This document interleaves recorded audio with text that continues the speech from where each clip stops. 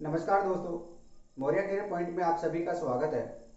दोस्तों, आज हम बात करने वाले हैं पदार्थ की अवस्थाओं के बारे में कि पदार्थ की कौन कौन सी अवस्थाएं होती हैं, कौन कौन से स्टेट में वो पाया जाता है और इनसे रिलेटेड जो क्वेश्चन है वो एग्जाम में किस प्रकार से आते हैं, तो इन सब के बारे में डिस्कस करने वाले हैं।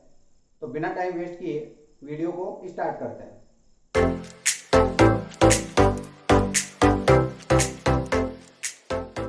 दोस्तों, पदार्थ की मूलतः तीन अवस्थाएं होती हैं। आप सभी जानते होंगे कौन सी है, ठोस, द्रव और गैस। तो यहाँ पर जो अवस्थाएं हो गई कौन सी है, ठोस यानी कि सॉलिड, द्रव लिक्विड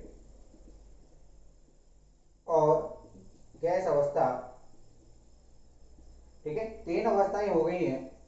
जब भी किसी ठोस वस्तु को गर्म किया जाता है तो वह हमेशा द्रव अवस्था में यानी कि लिक्विड फॉर्म में कन्वर्ट हो जाती है। तो यहाँ पर आप कह सकते हो यदि ठोस को यानी सॉलिड को गर्म करेंगे, हीट देंगे, तो यहाँ पर किस में कन्वर्ट हो जाएगा, ये द्रव में। और यदि द्रव को गर्म करेंगे तो किस में कन्वर्ट हो जाएगा, यहाँ पर गैसीय अवस्था में। और दोस्तों, गैस को भी यदि गर्म किया जाए हाई टेम्परेचर पे तो वह आयनों के रूप में विभक्त हो जाती है, क्योंकि जो गैस के अणु हैं वो अणु ताप या उष्मा पाकर के वो आयनों के रूप में यानी कि पॉजिटिव और नेगेटिव आयनों के रूप में विभक्त हो जाते हैं और उस अवस्था को बोला जाता है प्लाज्मा। तो यहाँ पर आप कह सकते हो कि इसकी जो चौथी अवस्था है वो क्या हो जाएगी, यहाँ पर प्लाज्मा।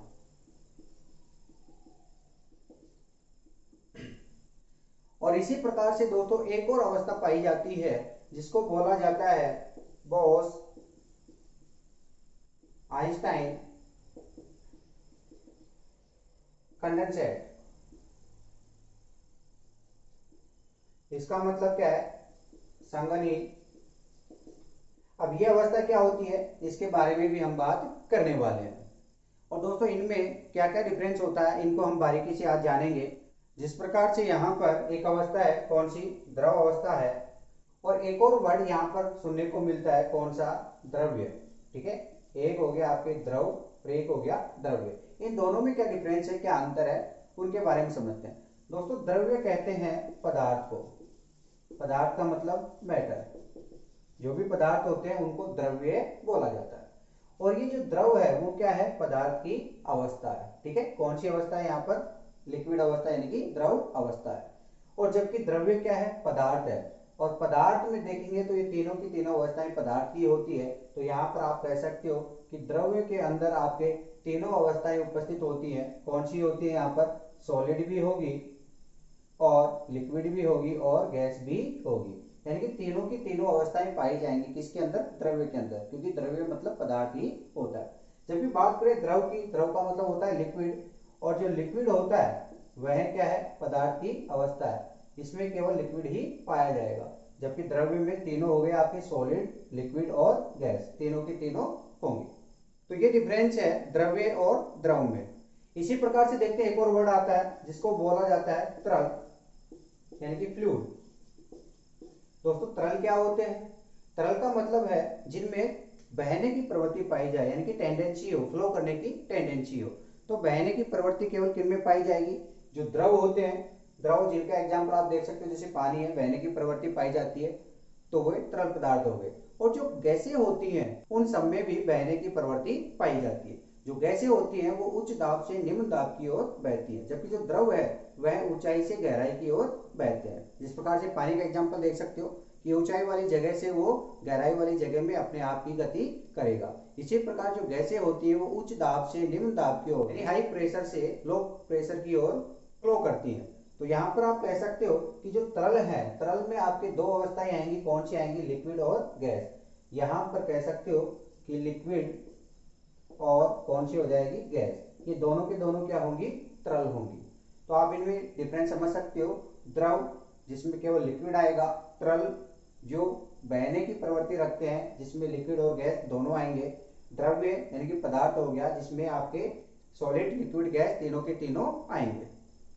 अब बात करने वाले हैं यहाँ पर ये जो तीनों अवस्थाएं हैं इनमें क्या क्या डिफरेंस होता है, किस प्रकार से इनके कण एग्जिस्ट करते हैं और इनसे रिलेटेड क्वेश्चन किस प्रकार से बन सकते हैं। अब हम कंपेयर करने वाले हैं ठोस, द्रव, गैस तीनों में आपस में क्या डिफरेंस होता है। तो सबसे पहले यहाँ पर बात करने वाले हैं ठोस के बारे में यानी कि सॉलिड। सेकंड अवस्था लेंगे यहाँ पर द्रव यानी कि लिक्विड। और तीसरी अवस्था कौन सी है? गैस। ठीक है, इन तीनों में रिलेशन देखते हैं कि इनमें क्या डिफरेंस होता है आपस में। अगर ठोस अवस्थाओं की बात करें तो इसका एग्जांपल आप देख सकते हो, जैसे पत्थर, लोहा, ईंट, ये सभी सभी क्या है? ठोस अवस्था में होती है।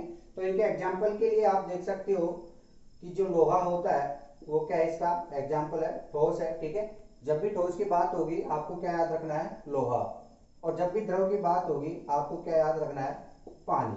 ठीक है, यानी कि वाटर। और जब भी गैस की बात होगी, गैस के बारे में तो आप जानते हैं, किसी भी गैस की बात कर सकते हो। ठीक है, तो इनके जो स्ट्रक्चर होगी यानी कि आणविक संरचना जो होगी, एटॉमिक स्ट्रक्चर, वो किस प्रकार से होगी?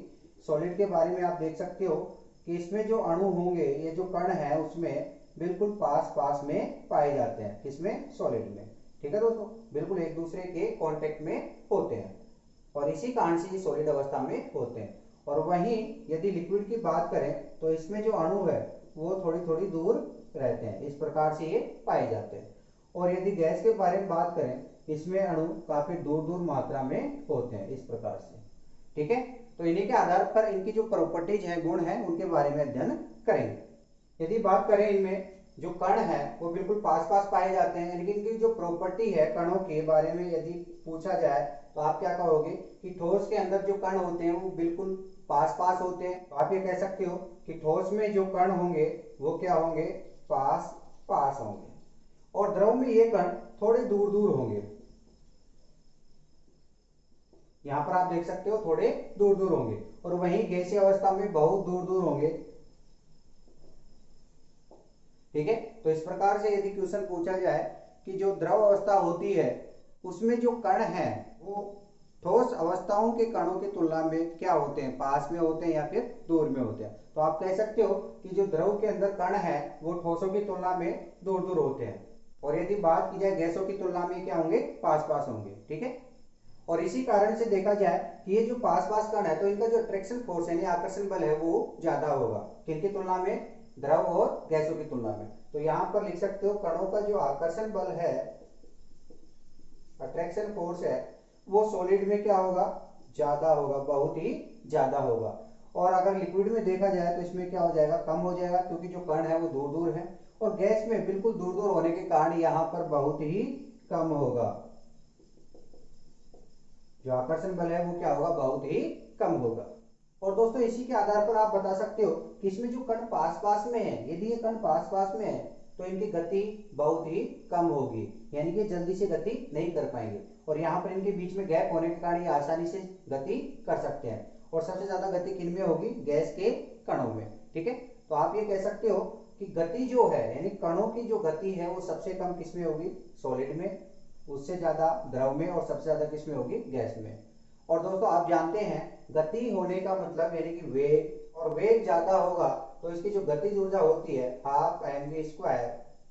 इसमें भी क्या आ रहा है? v आ रहा है, वेग आ रहा है। अगर वेग ज्यादा होगा तो उसकी गतिज ऊर्जा भी ज्यादा होगी। क्योंकि कई बार क्वेश्चन पूछ लिया जाता है कि गैसों की गतिज ऊर्जा ठोसों की तुलना में क्या होती है? तो गैसों की गतिज ऊर्जा ठोसों की तुलना में क्या होगी? ज्यादा होगी, क्योंकि यहाँ पे गैसों के अणुओं के बीच में गैप ज्यादा है, तो ये अच्छे से ज्यादा गति कर पाएंगे। और ज्यादा गति होगी यानी कि ज्यादा वेग होगा तो उनका गतिज ऊर्जा भी ज्यादा होगी।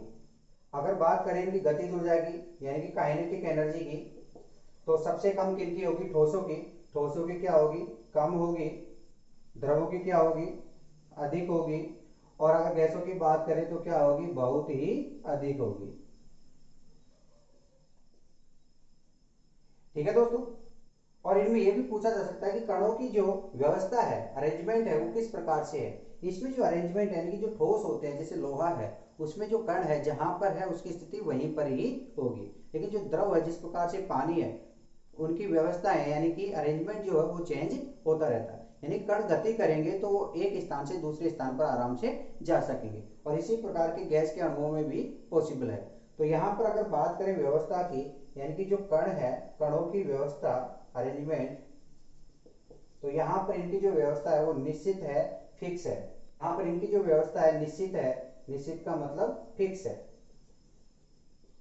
और द्रवों और गैसों की बात करोगे तो यहाँ पर क्या होगा, अनिश्चित होगा, और यहाँ पर भी अनिश्चित होगा। ठीक है, क्योंकि द्रव और गैसों में गति के कारण कणों की स्थिति बदलती रहती है, तो वह निश्चित नहीं होगी। और दोस्तों कणों की स्थिति निश्चित है सॉलिड में, इसी कारण इसका जो आकार है वह हमेशा फिक्स रहता है। अगर आकार की बात करें, जैसे मान लो लोहे का कोई बॉक्स है, ठीक है, उसको एक स्थान से दूसरे स्थान पर ले जाओ तो भी उसका आकार वही रहेगा। लेकिन जो पानी है, मान लेते हैं जो पानी है पहले जग में था, अब उसको अगर गिलास में डाल दिया जाए या मटके में डाल दिया जाए तो उसका जो आकार है वह चेंज हो जाएगा। और इसी प्रकार से जो गैसें हैं, गैसों के एक स्थान से दूसरे स्थान में जैसे ही रखोगे तो उनका आकार भी चेंज हो जाएगा। मान लीजिए जैसे बोतल में गैस है, उसको निकाल करके आपने किसी डब्बे में पैक कर दिया तो उसके अनुसार उसका आकार चेंज हो जाएगा। तो यहाँ पर निश्चित यानी कि जो कण है फिक्स किसमें है, ठोसों में। तो इसका मतलब ये है कि जो ठोसों का आकार है, आकार की बात करेंगे क्या होगा, निश्चित होगा, यानी कभी चेंज नहीं होता।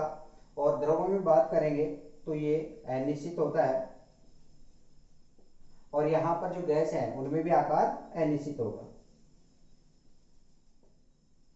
और अगर बात करें आयतन की, यानी वॉल्यूम की, आयतन का मतलब क्या है, कितना स्थान घेर रहा है, उसे क्या कहते हैं, आयतन कहते हैं। जिस प्रकार से मैं बात करूं, यहाँ पर लोहे का कोई बॉक्स बना हुआ है, उसको एक स्थान से दूसरे स्थान पर अगर ले भी जाओगे तो उसका आयतन हमेशा फिक्स रहेगा, क्योंकि आकार फिक्स है, निश्चित है, तो उसका आयतन भी फिक्स रहेगा या निश्चित रहेगा। ठीक है दोस्तों, जैसे कोई भी सॉलिड है, जैसे लोहे का बॉक्स हो या घनाकार हो या गोलाकार हो, ठीक है, उनका आयतन हमेशा फिक्स होता है, यानी कितने मीटर क्यूब है, अगर उसको एक स्थान से दूसरे स्थान पर लेकर भी जाओगे तो भी उसका आयतन हमेशा फिक्स रहेगा। इसी प्रकार से अगर बात करें पानी के बारे में, मान लेते हैं बोतल में 1 लीटर पानी है, यदि उस 1 लीटर पानी को आप दूसरे किसी पात्र में रखते हो तो भी वह 1 लीटर ही रहेगा, यानी कि आयतन कभी चेंज नहीं होगा। और अगर दोस्तों बात करें गैस के बारे में, जैसे एक बोतल में गैस भरी हुई है 1 लीटर में, और उसको यदि एक कमरे में छोड़ दिया जाए, यानी बोतल को कमरे में खोल दिया जाए, तो वह पूरे कमरे को कैद कर लेगी, इसका मतलब उसका आयतन उस कमरे के आयतन के बराबर हो जाएगा। तो गैस का आयतन बदल रहा है, यानी कि निश्चित नहीं है। बाकी अगर बात करो ठोस और द्रव के बारे में, तो इनका आयतन क्या होगा, निश्चित होगा, यानी कि फिक्स होगा। और यहाँ पर गैस के बारे में बात करें तो आयतन क्या होगा दोस्तों, अनिश्चित होगा। ठीक है, तो इस प्रकार से हमने कंपेयर किया ठोस द्रव गैस, जो तीनों अवस्थाएं हैं, किस प्रकार से अणुओं के आधार पर इनकी स्थिति होती है, और इनमें से क्वेश्चन पूछे जा सकते हैं कि गतिज ऊर्जा किनकी ज्यादा होती है, कणों के बीच में दूरी किनकी ज्यादा होती है या कम होती है, या एक दूसरे में कंपेयर करके क्वेश्चन पूछ सकते हैं। अब बात करने वाले हैं दोस्तों यहाँ पर कि ये जो तीनों अवस्थाएं हैं, ठोस द्रव गैस, इनकी क्या क्या प्रॉपर्टीज होती हैं जिनसे रिलेटेड क्वेश्चन एग्जाम में आते रहते हैं। जिस प्रकार से यदि मैं बात करूं ठोस की कौन कौन सी प्रॉपर्टी होगी जो अपन को पढ़ना है, यहाँ पर प्रत्यास्थता यानी कि इलास्टिसिटी इसके अंदर पढ़ना है। वैसे तो ठोस की प्रॉपर्टी देखा जाए तो बहुत सारी प्रॉपर्टी होती हैं, जिनमें से अगर बात करें हार्ड हार्ड मटेरियल जो होते हैं, रिजिड बॉडी यानी कि दृढ़ वस्तुएं, टफ कठोर वस्तुएं, ये सभी के सभी ठोसों के प्रॉपर्टी हैं, गुण हैं। और इनके अलावा ब्रिटल मटेरियल क्या होते हैं, डक्टाइल मटेरियल क्या होते हैं, मेलिएबल मटेरियल क्या होते हैं, ये सब के सब किनकी प्रॉपर्टी हैं, ठोसों की। और इन्हीं के अंतर्गत पढ़ेंगे अपन इलास्टिसिटी यानी कि प्रत्यास्थता। ठीक है, तो इन सब में क्या डिफरेंस है आपस में, उन सब के बारे में हम एक एक करके स्टडी करेंगे। और इसी प्रकार से बात करें द्रवों के बारे में, द्रवों की कौन कौन सी प्रॉपर्टी जो अपने को पढ़ना है, जैसे पृष्ठ तनाव यानी कि सरफेस टेंशन, केशिकत्व यानी कैपिलरिटी, श्यानता यानी कि विस्कोसिटी, और जो द्रवों की प्रॉपर्टी होती है सहसंजक बल और आसंजक बल यानी कि एडेसिव एंड कोहेसिव फोर्सेस, इन सब के बारे में पढ़ने वाले हैं। और जो गैसीय अवस्थाएं होती है इनसे रिलेटेड वायुमंडलीय दाब जो है उनके बारे में पढ़ेंगे। तो अभी जो हमने बात की है वो इन तीन अवस्थाओं के बारे में बात की है। अब बात कर लेते हैं इनकी चौथी अवस्था और पांचवी अवस्था, जिनके बारे में अभी जिक्र किया था, वो क्या होती है। तो अब जानते हैं गैस की चौथी अवस्था जिसको हमने प्लाज्मा नाम दिया था। तो यहाँ पर अब पढ़ते हैं प्लाज्मा के बारे में। दोस्तों प्लाज्मा क्या है और यह अवस्था किस प्रकार से बनती है, तो मैंने आपको बताया था कि जो गैस होती है, गैस के अणु होते हैं, यदि उनको गर्म किया जाए, यहाँ पर मैं इनको क्या कर रहा हूँ, गर्म कर रहा हूँ, यानी कि इसको हीट दे रहा हूँ। यदि गैस के अणुओं को गर्म किया जाए तो ये आयनों के रूप में विभक्त हो जाते हैं, यानी कि यहाँ पर क्या बन जाते हैं दोस्तों, आयंस बन जाते हैं। और इस प्रोसेस को बोलते हैं आयनीकरण। आयनीकरण यानी कि आयनाइजेशन, यानी कि किसी भी गैस के अणुओं का आयनों के रूप में विभक्त होना क्या कहलाता है? आयनाइजेशन या फिर आयनीकरण। यहाँ पर दो प्रकार के आयन बनते हैं, पॉजिटिव आयन और नेगेटिव आयन, यानी कि ऋणायन और धन आयन। तो यहाँ पर आपके पास पॉजिटिव भी बनेंगे और नेगेटिव भी बनेंगे, दोनों समान मात्रा में बनेंगे। ठीक है दोस्तों, अगर ओवरऑल इनका चार्ज यानी कि आवेश देखा जाए तो 0 ही होगा, क्योंकि जितने पॉजिटिव हैं उतने ही नेगेटिव हैं। तो पॉजिटिव और नेगेटिव मिल करके यहाँ पर उदासीन यानी कि आवेश 0 बना देंगे। तो यहाँ पर ये जो अवस्था आई है प्लस और माइनस की, यानी कि ऋणायन और धनायनों की, इसे ही दोस्तों क्या कहते हैं? यहाँ पर प्लाज्मा कहते हैं। ठीक है, तो यहाँ पर गैसीय अवस्था और प्लाज्मा अवस्था, इनमें क्या डिफरेंस है? तो यहाँ पर आप देख सकते हो, जो गैसें होती हैं यदि उनमें आप करंट प्रवाहित करो तो आपके वहां करंट प्रवाहित नहीं होता, यानी कि विद्युत की चालक नहीं होती। जबकि आप प्लाज्मा में करंट प्रवाहित करते हो तो इसमें करंट प्रवाहित हो जाता है। तो यहाँ पर ध्यान रखना, गैसों में जो करंट है वो प्रवाहित नहीं होता, जबकि आयनों में करंट प्रवाहित हो सकता है। तो यहाँ पर इन दोनों में डिफरेंस यही रहेगा कि जो गैसें हैं उनमें विद्युत, उनमें करंट प्रवाहित नहीं होता, जबकि जो प्लाज्मा है ये अवस्था है, इसमें आपके करंट भी प्रवाहित हो सकता है। इनके दोस्तों अगर एग्जाम्पल की बात करें, कौन कौन से एग्जाम्पल हैं प्लाज्मा के? क्योंकि जो प्लाज्मा है हाई टेम्परेचर वाली जगह पर पाई जाती है। तो आपने देखा होगा जो सूर्य है, और सूर्य भी क्या है दोस्तों? एक प्रकार का तारा है, यानी कि स्टार है। स्टारों में तो यहाँ पर तारे में कौन सी अवस्था पाई जाएगी? प्लाज्मा। ठीक है, यानी कि सूर्य में भी प्लाज्मा पाया जाता है। और एग्जाम्पल की और बात करें जिनको बनाया जाता है, जैसे आपने सुना होगा प्लाज्मा टीवी। प्लाज्मा टीवी में भी क्या काम करता है? प्लाज्मा काम करता है।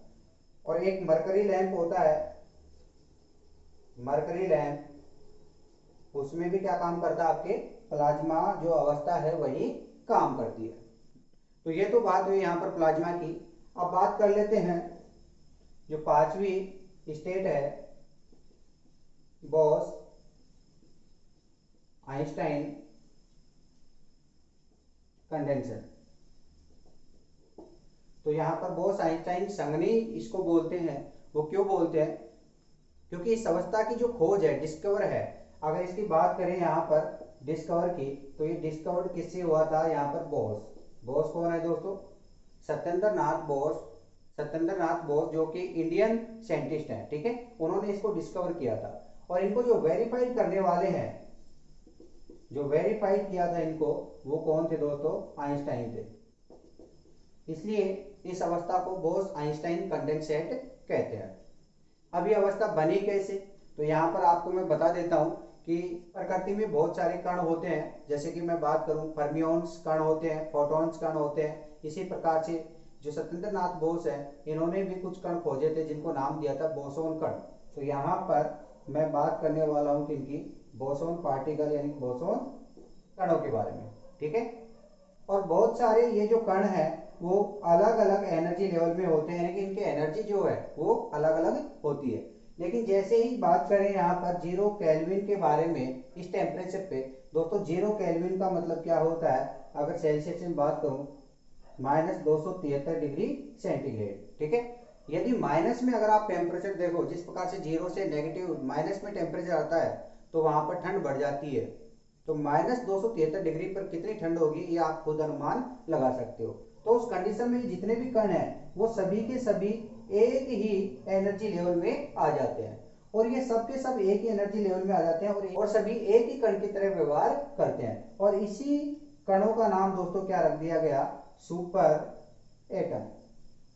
ठीक है, तो यहां पर जो सुपर एटम बना है, इसी अवस्था को क्या कहा जाता है? Bose Einstein condensate state. ठीक है दोस्तों, तो ये जो अवस्था थी वो द्रव्यों की पांचवी अवस्था मानी जाती है, और ये केवल और केवल किसमें बनाई जा सकती है? लैब में। ठीक है दोस्तों, केवल लैब में ही ये क्या है? पॉसिबल है, अदरवाइज किसी जगह ये पॉसिबल नहीं है। तो आज हमने बात की है इनकी अवस्थाओं के बारे में।